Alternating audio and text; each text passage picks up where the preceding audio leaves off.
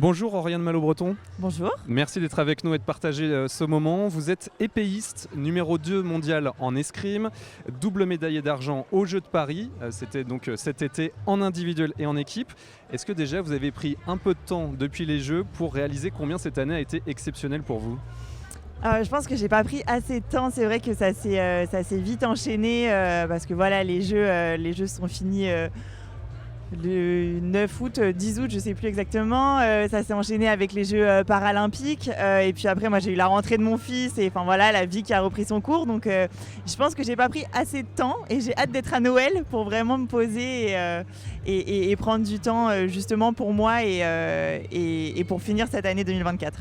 Alors quelle victoire quand même que cette double médaille d'argent, mais en même temps la route vers les Jeux Olympiques, ça n'a pas été une longue ligne droite et une ascension comme ça, notamment à cause d'une blessure à la cheville un an auparavant.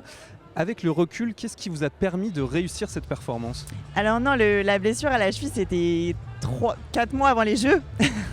En fait, cette blessure, elle m'a vraiment, pour moi, elle a sauvé ma saison parce que j'étais vraiment dans la peur en fait de pas me sélectionner, de me dire que j'avais fait tout ce travail pour potentiellement ne pas aller aux Jeux et en fait la blessure du coup au mois de mars m'a permis de faire ok bon là qu'est-ce qu'on fait, on repart à zéro, arrête de te prendre la tête et tu fais pas de l'escrime pour souffrir, tu fais de l'escrime parce que t'aimes ça et si tu vas pas au jeu ce sera pas grave, ta vie ne s'arrêtera pas et je pense que ça a vraiment redonné du sens à ce que je faisais et j'ai vraiment appris à respecter aussi le travail enfin voilà, tout le travail que j'avais fait depuis des années mais aussi depuis le début de cette saison et au final ça a payé parce que j'ai pris du plaisir et je pense que c'est vraiment ce que je retiens de cette fin de saison, c'était du plaisir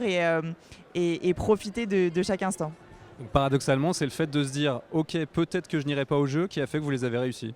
Ouais, c'est ça. C'est vraiment reprendre conscience des choses et de profiter de ce que je vivais. C'était quand même une année extraordinaire. De vivre une qualif olympique, c'est quelque chose de très fort et de très dur en même temps.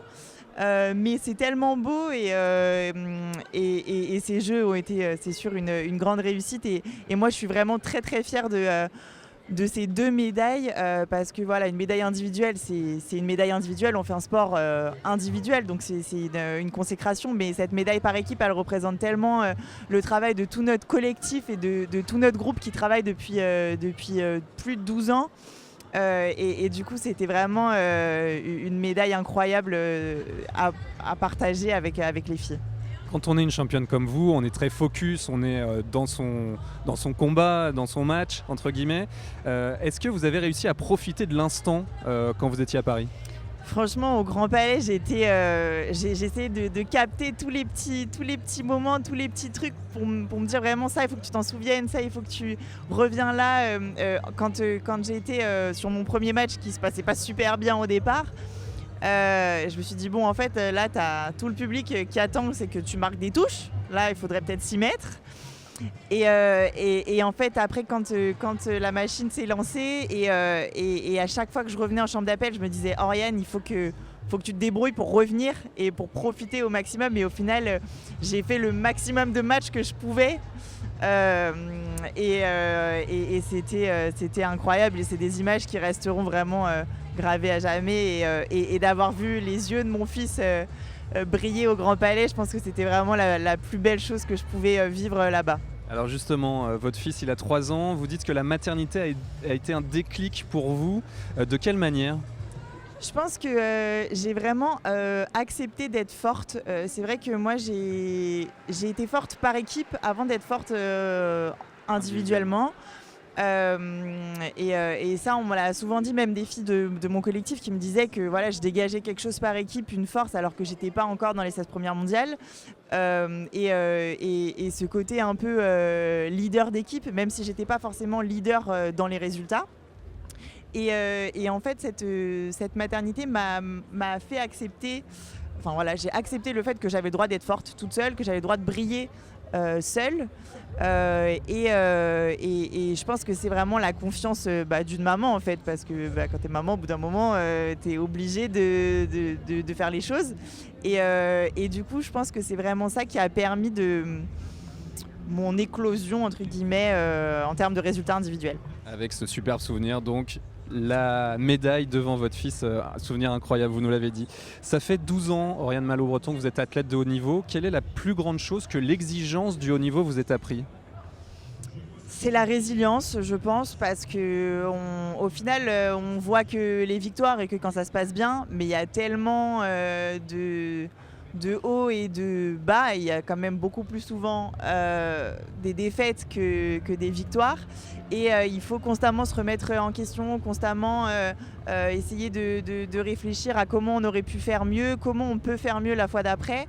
Et je pense que voilà, c'est une qualité qu'on développe, et peut-être qu'au départ on est un petit peu plus résilient qu'un non-sportif de niveau, je sais pas.